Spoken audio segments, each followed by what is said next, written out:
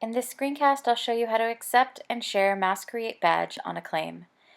When you've been awarded a badge on Mouse Create, Acclaim will send you an email to the account stored in your profile with a button to accept your new badge. When you click that, if you don't already have an Acclaim account, it will ask you to create one. Here I'm just creating a test account, so I'm not using my real name. But make sure you choose a password you can remember and click that you agree to the terms. It will now send you a second email to confirm your account.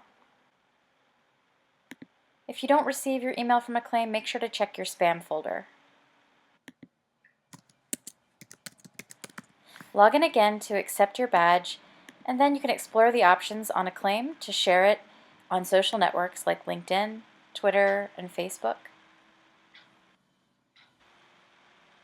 You can also send an email or share a link with your badge to college admissions departments or on your resume.